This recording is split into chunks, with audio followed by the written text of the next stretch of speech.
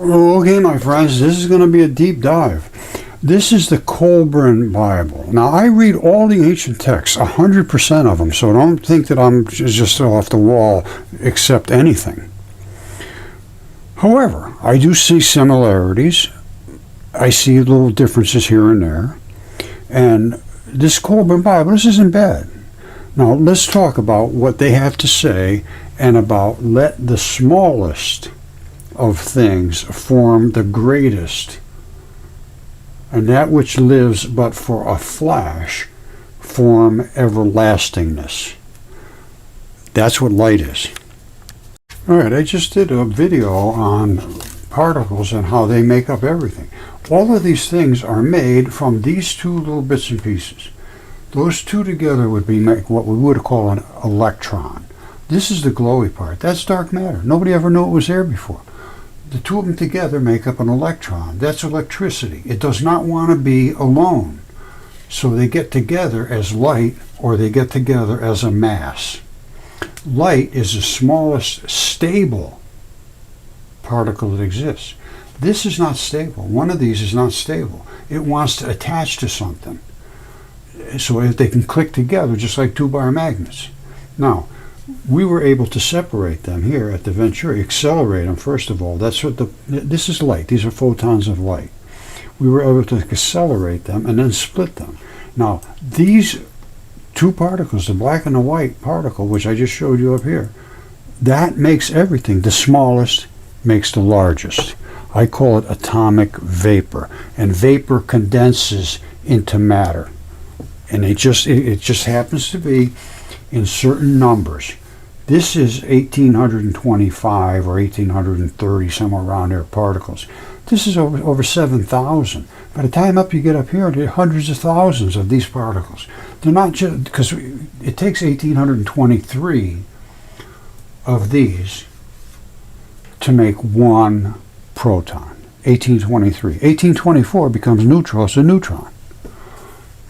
So this changes the standard model, not completely, but pretty close. Now, before we continue just sort of reading and thinking about this and that, there's nobody in the world can convince me that they know where God came from. How was God created? And in my own opinion, and I have to be perfectly honest with you, I don't even know if God would know where he came from, or she, or whoever God is as existence. Because that is the formation of all existence. Now, a Big Bang does not work for me. And Darwinism doesn't really work for me either. I know things evolve, things change. There's absolutely no question about that. But did it all start from pond scum? No. That's not my opinion whatsoever. There was a creation of humanity. By whoever, whatever is the point of searching. All right, and I think that I have found some things I want to share, and I support most of my stuff with material evidence. So I'm going to try to do that in most every case. All right, this is more of the Colburn here. It says God became veiled, all that came forth from him, so that we can't really see God. Creation does not explain itself under the law. It cannot do so. Its secrets have to be unraveled by the created, which is us. So we have to search for those secrets, it sounds like to me. Now don't forget, I'm pretty much going with Jesus Christ as the one that is sent by God to save us and to tell us this is all real stuff. And he said, search until you find, and when you find, you're going to be upset, and then you'll marvel. And then he said a whole bunch of other things. As far as I'm concerned, he was the only one that said about the earth being a corpse. A lot of the old ancient myths said that stuff too, but they were all dismissed. Basically, by the time of Christ, they were laughing at all that stuff. They didn't believe in the giants and all the things that I've shown. And we'll be showing you in a minute. And where all of these creatures came from, it appears that they came from space somewhere with vehicles. All right, let's look at that. I'm going to tell you right now, I support my stuff with evidence. All right, this makes sense to me. All things in nature are finite. That's what I see. They come and they go. Have a beginning, a middle, and an end. unaccomplished purposes would be eternal frustration, and therefore the universe being created purposefully, it must have an objective. You would think there's a reason we exist. I think. All right, here it is. It's same as all the rest of them say, let there be light. It says, creation 1:14, the creating word had been spoken, and it would have been, let there be light. It says, now there was another command, and the power going forth smote the sun. So its face shone brightly with great radiance, pouring warmth upon its sister Earth. And that's what all the particles in space do as the sun spins through them. They scrub. That's why the corona of the sun is millions of degrees, and down on the surface, it's only 10,000. All right, here we this is it right here. The same thing with us. The sun down here on the surface, 10,000 degrees. Way out here, out in the corona they call it, it's millions of degrees. That's because its atmosphere is scrubbing through all of these particles that are in space, which, as we know now, they agree, space is saturated with these particles, which are light. And they send those particles down to us, and we scrub through as we spin through space as well. And right there, the scrub zone is 2,700 degrees. It's a little over 100 or so on the surface. 2,700 out there. The only reason is to scrub. And they take it like there's nothing out there. It's all empty space. We know that's not true whatsoever. Everything is saturated with particles throughout the universe, and we're being dragged through them on an arm of the Milky Way. This does say the Earth was a creature, a woman, basically. The dry land of her body became very hard, humidity and dampness were taken away, and he gave her a garment of fleece and a veil of fine linen, that she might clothe her body with modesty. And Earth, there's no question in my mind, Earth is a corpse of all kinds of creatures. Now, is there one first creature, which is Gaia? That's likely. I don't know. Right? This is basically like the Bible and all the other ancient texts. They said, from the great womb sprung forth the spirit of life. It was rampant in the heavens. There was all these heavenly creatures. It gazed upon earth and saw her fairness. Now that's Zeus, as far as I'm concerned, was filled with desire out of the heavenly spaces to possess her, peacefully as a lover. He was desired by sex, but tempestuously as a ravager. He was a ravager. Its breath howled along her corridors. He was powerful, and he could come down as the same size as the creatures that were down here on Earth, in a godly form, real handsome, all muscled, and desirous to the women, because he was desirous of having some of these women. I find this extremely interesting. Earth, which is she, was stirred in response. Mud eggs of potential life, were formed in the swamps at the meeting places, now listen to this, of the land and the two waters. That's where the cloaca meets together, and that's where eggs get popped out of there. The sun gave quickening heat, and life crawled forth upon the bosom of the earth. That's a shocker. All right, this is where they say the dust brought forth the male, and the dark water missed the female. They had a union, and they produced life, basically. The first brought forth the second, and the two produced the third, and so on. And then it comes out to here, where it says, earth was no longer a virgin, and the spirit of life grew old and departed.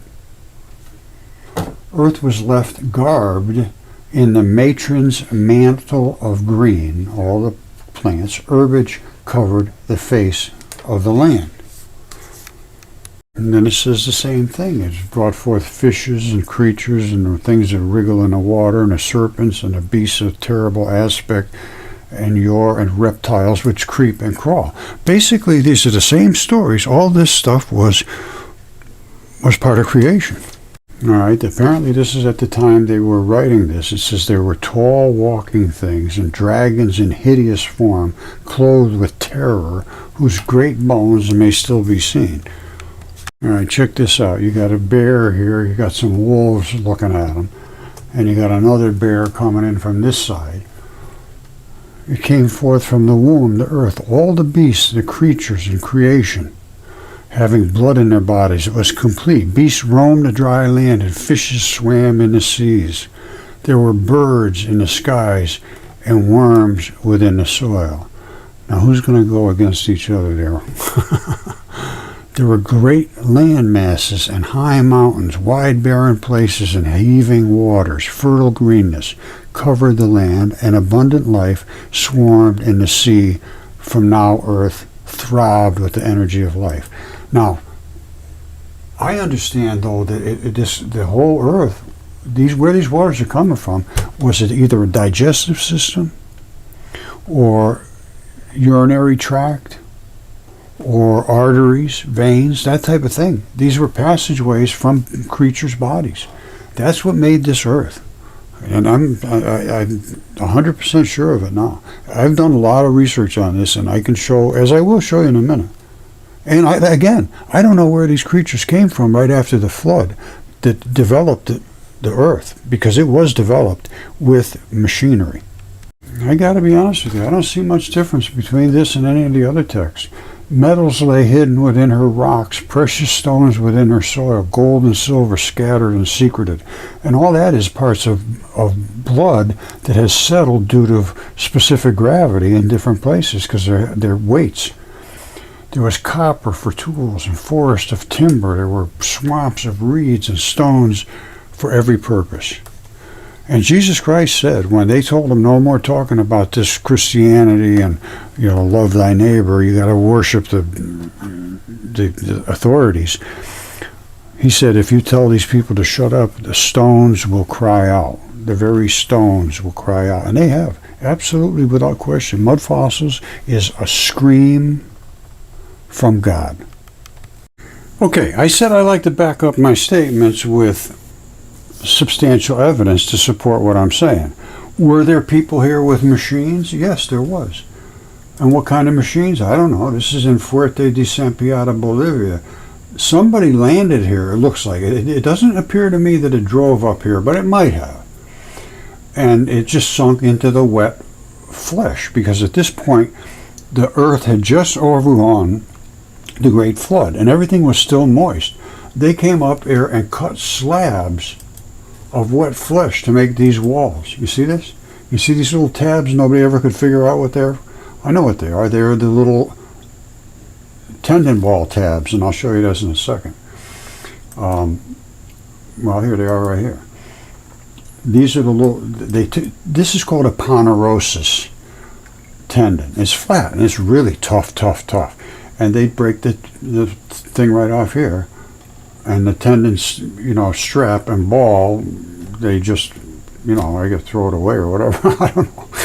But this also, look at this. This is going to blow your mind. Arches National Park has a tendon strap that comes right down to the ball. Normally that ball is locked in here. This is an injury. That's why they have a picture of it, because it's an injury. So that ball would have normally been locked in here. Where did I show you Arches National Park? All of this stuff, for some reason the tendon eroded there. Usually tendon doesn't do that. Usually it's all the other stuff that goes. But the tendon, for some reason, eroded. Let me show you that. But remember this structure coming out here, coming down to that ball. All right, this is Arches National Park. And there's that ball, and there's that strap. Now, there was another one right here. You see the core of it? And that one came down. I'm almost certain it would come down to here. Because these things are all over your body, and that's what anchors your tendons in, so you can pull up your muscles of your stomach and so on. This is aponeurosis tendon. Totally different than the normal rope tendons that anchor between your arms and your muscles and your bones and so forth. This is on the flat part of your stomach, basically. I know it's over the top, but I showed you this. That is that. these little tabs here are these broken off, and they use these slabs, and they cut them using some machines. But before I show you that, look at this. This is, these guys are looking at blood coming out of that wall of flesh. And that's the artery. It's still leaking its blood, or it's hardened up now, but that was a wall of flesh. You see this? I don't know how they got that machine there. I have no idea, but you can see there's like tractor cleats, and they might have driven it there and then just sunk these in there to anchor it so that they could dig all this stuff out over here. They must have had some big crane that did that, and then they moved these blocks down to make the walls. That's why they fit so perfect. They were wet when they did it. Everything here was moist when they cut these. You see this? They cut these slabs. That's a tendon. They took those slabs and built these walls. Look at how perfectly they're cut. They must have had some kind of a machine. Well, they had machines. We never knew about this. And apparently, from my way of thinking, they must have known the flood was coming and went off-world and then came back. There must have been these creatures around here, because the creatures that were here were so enormous. And it was the type of stuff Enoch wrote about that they took out of the ancient Bible and so forth, because it was just too spectacular. 2.5 mile tall people and stuff like that. He said they had giants that size, and he had it written, 3,000 ells tall. All right, so don't forget these straps and balls, and this is the aponeurosis. That's where these little bumps come from. This, I think, was a test wall. It sure looks like it to me. I can't think of any other reason to have this. This one, they scraped it down to a certain point. This one, they did something else. This is like scraped this way, that one there. I don't know what they did here. And this one has the straps left. And you can actually see where the blood would have come out of that one right there. You see it? These are broken off little straps. And why would they do this? Well, what's the purpose of that? The only thing I can think of is they wanted to see how did that one weather compared to the other ones. I don't know. But this is natural. That's the way the natural tendon locks into each other in these little blocks. It's absolutely stunning what creatures' bodies can do. All right, now look at how amazingly perfect this is cut and fit in here. You had some very, very fine craftsmen. Very fine craftsmen that did some stunning work with this high quality tendon. And then you had other ones that weren't so good. These are cut right off the bone. And this one here, they missed, and they picked up a piece of the bone. See it? That's this one blown up. You see the blood in it? This is where the bone matched up to where the muscle or tendon, whatever it was. But it lasted thousands of years, so I guess it was still all right. But look how, this is all nasty looking stuff, basically, compared to some of the others. I have some pictures of things that are just unbelievable. Look at that thing. That's all just rotting away, right, just where it's sitting. But these were all the same stuff. This is aponeurosis. This is aponeurosis tendon. It's just it was not in a good, well, some of them aren't bad, but some of them are really nasty. All right, this is Genesis history, and they're looking for signs of the Great Flood, and they're looking at this to say, oh, this layer got this year and this year and this year. Well, as you know, this is all biology. Now, they're recording every little sample, where they took it from and all that, because they want to see if these deposits line up with sediments. Okay, here's where they're really missing everything. They're saying that every one of these layers, all these different colors, represent another layer of this flood effluent. But it's not. This is the flesh of some gigantic creature. I mean humongously gigantic. All right. As you understand, if you've been watching me, this is biology. These different colors are not different colors because they're a different layer of flood. They're different colors because they're different layers of tissue, membranes versus muscle versus tendon versus whatever. And we're going to look at this closely, but they're saying every color is a different layer. Well, it is, but it's not because of a flood. All right, don't forget, that is the tendon strap and ball. Now, like I say, for some reason, the investment here eroded, and normally I would have expected to see some kind of aponeurosis up here, but I don't know. I could be wrong. Oh boy. Okay, as I said before, these tendon balls are tough. They very rarely erode. As you can see, they're all over the place. And this one will not erode either. The straps, not so tough. The fleshy stuff that they lock into in this type of a flood that we had, a lot of it eroded away, and that apparently eroded away. And I don't see the tendon, the aponeurosis either. This should be sticking through it, but that's a whole other issue. This is pretty good size compared to what it looks like in us, which is an electron microscope shot where you can just barely, you got to really pump this thing up to see it. Now, normally that would sit in here, which all of that stuff has eroded away from it, and we can see the ball sitting in there. And then we see the strap coming way back up to the top, but I don't see that aponeurosis wrapped around there. I don't know. It's but that is what it is. I can guarantee you that. And the other ones are being broken off right there, and then they slapped them up on those walls. And they had people here with machinery.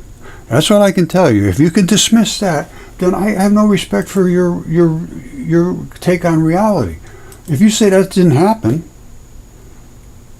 or did it happen last week or something, that's ridiculous. They made these walls from these slabs. They cut off of this. This is a tendon. This one here is an Achilles tendon. This is the really tough stuff. And see how perfect these slabs are? And they made these walls back here. What they did it for, I don't know. I have no idea. All right, this is too cool for school. I'm telling you right now. Check this out. This right here is the tendon that is cut and made the walls, quite obviously. Now, you see this? This is the exact structure of the Achilles tendon, or the rope-like tendons. Now let me show you what that looks like. Here's the Achilles tendon right here. It's exactly identical. That type of tendon. Now the kids down there made a slide out of one. Look at this. that's Achilles tendon. They made a slide out of it. I love it when people are, they do some cool stuff. Now, these are all these balls that are all over the world, and they're everywhere. And the straps and stuff have eroded away. The balls are very tough. And there's all different styles. And there's the aponeurosis ones, and then there's the ones that are locked into bones and all that stuff. And here it is right here. These are different. You could just come back and look at this if you want. Aponeurosis, connective tissue sheath, thin sheets, and those little tiny balls that lock in.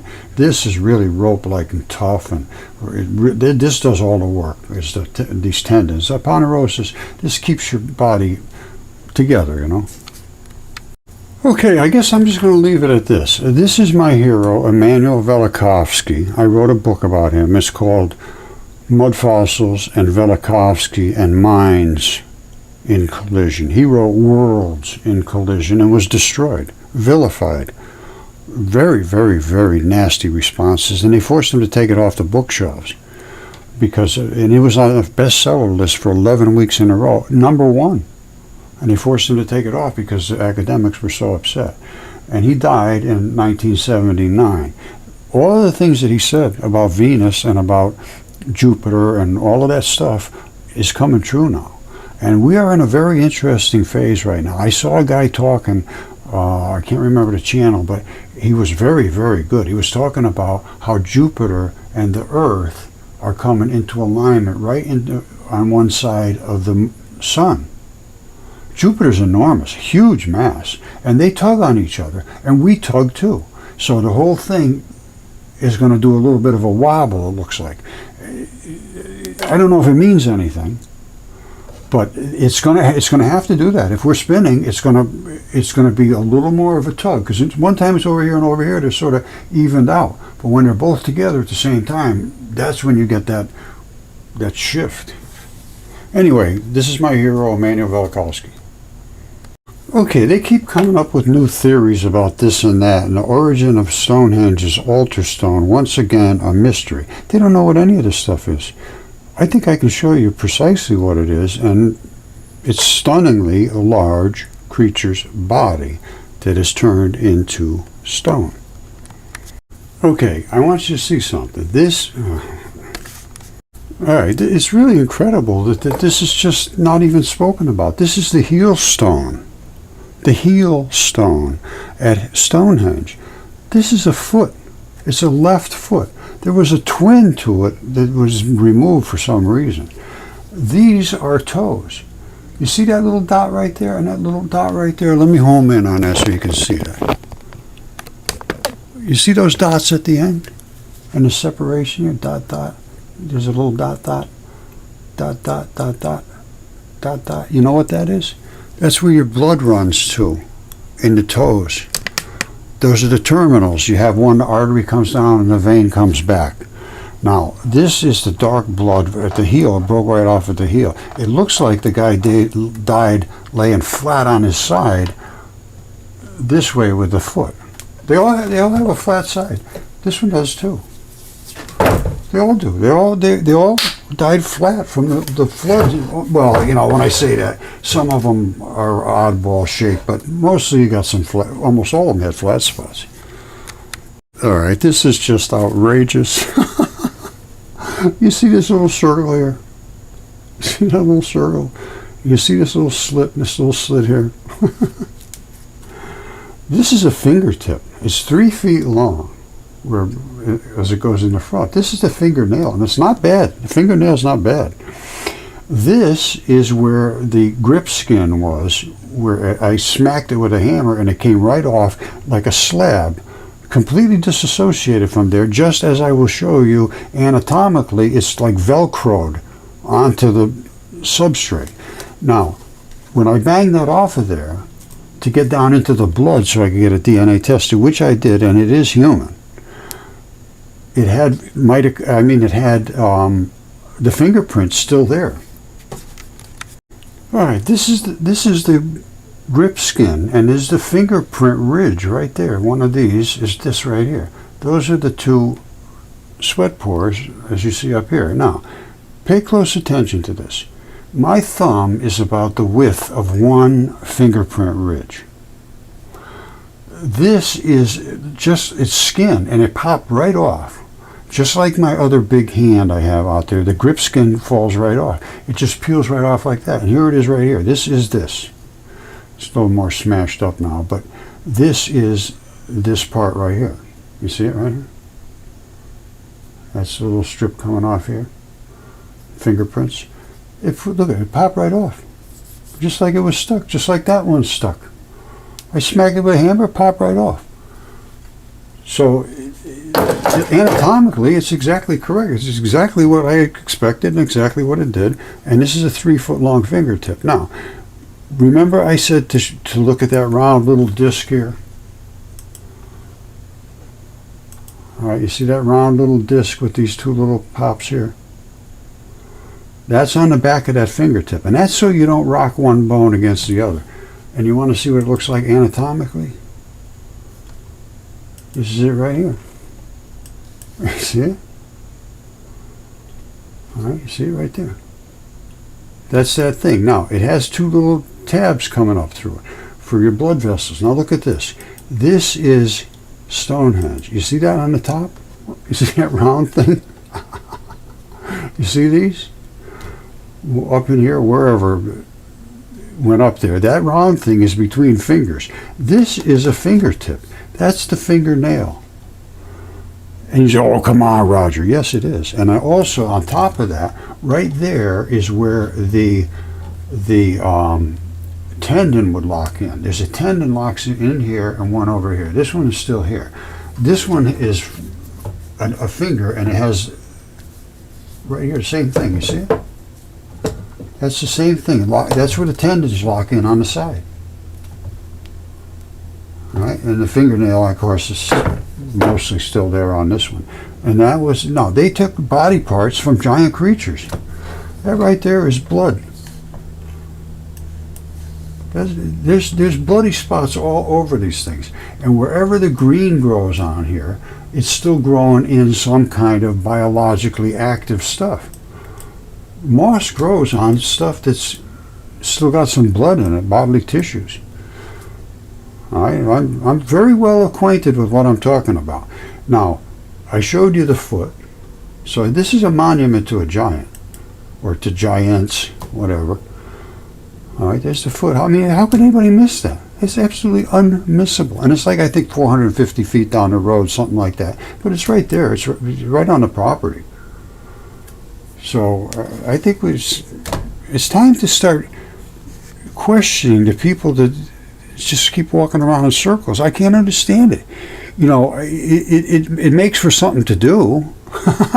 It gives you a job, but it's, you know, if you're looking for reality, you're not going to find it basically anywhere anymore. I'm serious. I just can't imagine how humanity got into this state of denying what can't be denied. And just rolling down the road like everything's fine. And I'm going to tell you right now, that road comes to a dead end at some point. And I mean dead end. Now, what happens then? I don't know.